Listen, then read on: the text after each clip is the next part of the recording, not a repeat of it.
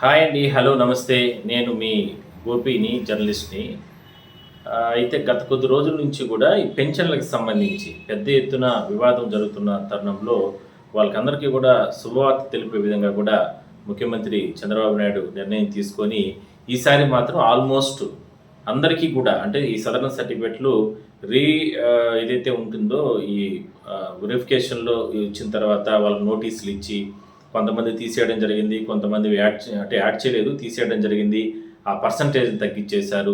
ఇట్లా రకరకాలుగా వివాదం, ఆరోపణలు వస్తున్న నేపథ్యంలో ప్రభుత్వానికి చెడ్డ పేరు వచ్చే విధంగా కూడా వాళ్ళు కూడా కలెక్టర్ల కార్యాలయాల వద్ద ఇక్కడ పెద్ద ఎత్తున వికలాంగులు ఆహ్, అంటే పుట్టుకతోనే అవిటిగా ఉన్న వాళ్ళు కావచ్చు, ఇట్లా వికలాంగులుగా ఉన్న వాళ్ళందరూ కూడా పెద్ద ఎత్తున పోయి నిరసన వ్యక్తం చేసిన నేపథ్యంలో కలెక్టర్లు కూడా దీన్ని సీరియస్‌గా తీసుకొని వాళ్ళకందరికీ కూడా నచ్చజెప్పే ప్రయత్నం చేయడం జరిగింది. ఇక్కడ ఒకటే వాళ్ళు డిమాండ్ చేసింది ఆ సందర్భంలో, ఆందోళన చేసే సందర్భంలో. ఇప్పుడు చేయట్లేదనుకోండి, బట్ ఒక 10 రోజులు, 15 రోజులు, 20 రోజుల క్రితం. ఎందుకంటే ఈ నెల 1వ తారీఖు నుంచి పింఛన్లు ఆగిపోతాయనేది వాళ్ళ ఆందోళన.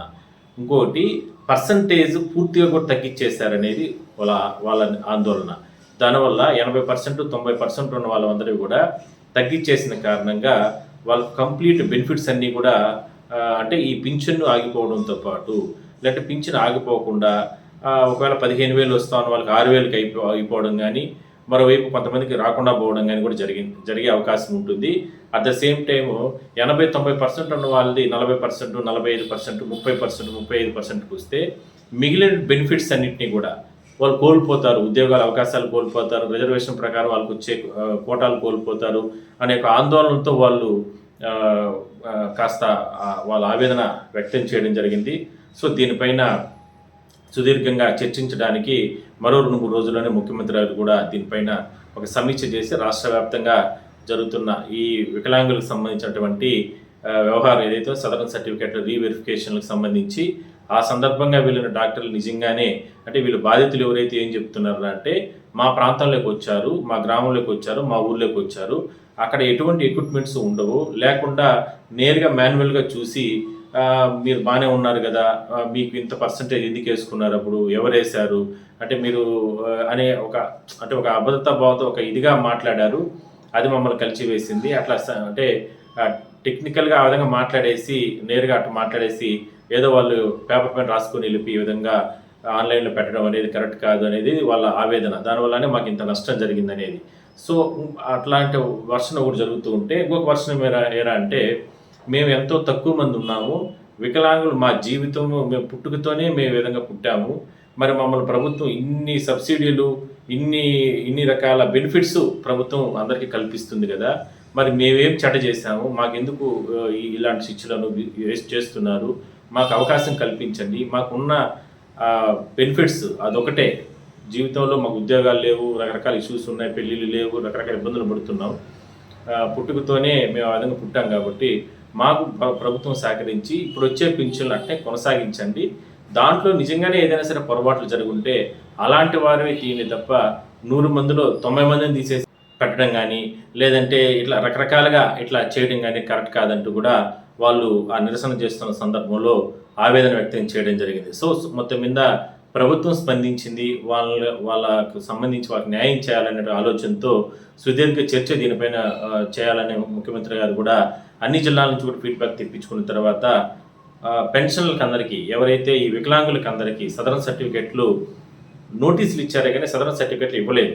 ఆ సదరన్ సర్టిఫికేట్లు అన్నింటినీ కూడా అట్నే ఆపుదల చేశారు. నోటీసులు మాత్రమే ఇవ్వడం జరిగింది.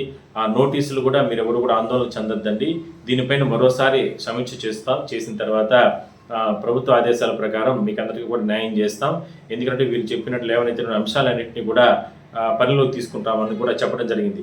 ఎవరైతే వీళ్ళకి ఆందోళన వ్యక్తం చేస్తున్నారో అంటే ప్రభుత్వం ఆలోచిస్తుంది, కలెక్టర్లు కూడా ఆలోచిస్తున్నారు, ఎవరైతే వీళ్ళు ఆందోళన వ్యక్తం చేస్తున్నారో వాళ్ళకందరికీ ఒకే చోట క్యాంప్ ఏర్పాటు చేసి అది సుదీర్ఘంగా కలెక్టర్ కార్యాలయాలు కానీ లేదంటే పలానా ప్రాంతాల్లో ఏర్పాట్లు చేసి వాళ్ళకు పూర్తి స్థాయిలో కూడా సదరన్ సర్టిఫికేట్లు ఇవ్వడానికి మరోసారి ఇచ్చేందుకు, లేదంటే వాళ్ళని టెక్నికల్గా వైద్య బృందంతో వాళ్ళందరినీ కూడా పరీక్షలు మరోసారి చేస్తారా అనేది మాత్రం వేచి చూడాల్సిన అవసరం అయితే ఉంది. మొత్తం మీద మాత్రం వికలాంగులు వాళ్ళు చేసినటువంటి ఆందోళన సక్సెస్ఫుల్గా అయిందని మనం చెప్పొచ్చు ఈ సందర్భంగా. ఎందుకంటే పెద్ద ఎత్తున ఆందోళన వ్యక్తం చేసిన కారణంగానే ఈ 1వ తారీఖున వాళ్ళకందరికీ కూడా పింఛన్లు వచ్చాయి. వాళ్ళందరూ కూడా చాలా హ్యాపీగా ఆ పింఛన్లు తీసుకొని 15,000 వచ్చే వాళ్ళకి 15,000 వచ్చింది, 6,000 వచ్చే వాళ్ళకి 6,000 వచ్చింది. ఎవరికి కూడా ప్రభుత్వం అంటే నోటీసులు ఇచ్చిన వాళ్ళకి అందరికీ కూడా పింఛన్లు ఇచ్చేశారు. సో వాళ్ళందరూ కూడా హ్యాపీగా వెళ్ళారు. బట్ ఈ నెల దాటుకున్నారు కాబట్టి నెక్స్ట్ మంత్కు వస్తుందో రాదో అనేటువంటి భయం ఇప్పటి నుంచే స్టార్ట్ అయింది వాళ్ళకి. సో మొత్తం దీనికి ఒక ఎండ్ అంటే ప్రస్తుతానికి తాత్కాలిక ఉపశమనం వచ్చినప్పటికీ కూడా దీనికి ఒక ఎండ్ కార్డు పెట్టాలి. లబ్ధిదారులకి అందరికీ కూడా ప్రధానంగా మానవతా దృక్పథంతో ఈ వికలాంగులకి అందరికీ కూడా న్యాయం చేస్తే కన్నా బాగుంటుందనే అభిప్రాయం మాత్రం వాళ్ళందరూ చెప్తున్నారు. ఎందుకంటే అన్ని అవయవాలు ఉండి అన్నీ మనం బాగున్న వాళ్ళే ఇవాళ ఎన్నో రకాల సమాజంలో ఇబ్బందులు పడుతున్నాం. అలాంటిది వాళ్ళకి ఏమీ లేని వాళ్ళు పుట్టుకతోనే ఆ భగవంతుడు వాళ్ళకందరికీ కూడా అలాంటి జీవితాన్ని ఇచ్చాడు కాబట్టి మానవతా దృక్పథంతో వాళ్ళకి ఇచ్చేటట్టు పెన్షన్లో మాత్రం ఎట్టి పరిస్థితుల్లో కూడా కట్ చేయొద్దండి అనే అభిప్రాయం మాత్రం ప్రజల నుంచి కూడా చాలా వస్తుంది. సో మొత్తం మీద దీనిపైన ప్రభుత్వం కూడా స్పందిస్తూ ఉంది. సో మొత్తం మీద బహుశా 10-15 రోజుల లోపల దీనికి ఒక పరిష్కారం దొరికి ఈ నెల చివరికి నిజమైనటువంటి అనర్హులు ఎవరు, నిజంగా అంటే బాగున్న వాళ్ళు కూడా ఇందులో అంటే చిన్న చిన్న లొసుకులు చూపించి బాగున్న వాళ్ళు కూడా ఇందులో పింఛన్లు తీసుకుంటున్నారు అనేది ప్రధానంగా అధికారులు కూడా చెప్తున్నారు, ప్రభుత్వం కూడా భావిస్తుంది. కాబట్టి అలాంటి వారిని ఏరివేస్తే నిజంగా ఇలాంటి లబ్ధిదారులు నిజంగా వాళ్ళు అవిటితో పుట్టి నిజంగా వాళ్ళు వికలాంగులుగా పుట్టి నిజంగా వాళ్ళు లబ్ధిదారులు ఉన్న వాళ్ళకి ఎవరికి కూడా అన్యాయం జరగదనేది ప్రధానంగా ఇందులో ఉన్నటువంటి సారాంశం. చూద్దాం మరి ప్రభుత్వం ఎటువంటి చర్యలు తీసుకుంటుంది, వికలాంగులు అంటే దివ్యాంగులు వీళ్ళందరూ కూడా ఏ విధంగా ప్రభుత్వానికి సహకరిస్తారు. ఈ అపవాదు అంటే పింఛన్లు తీసేస్తున్నారు అనే అపవాదు ప్రభుత్వానికి లేకుండా ఎట్లా జాగ్రత్తలు తీసుకుంటారు.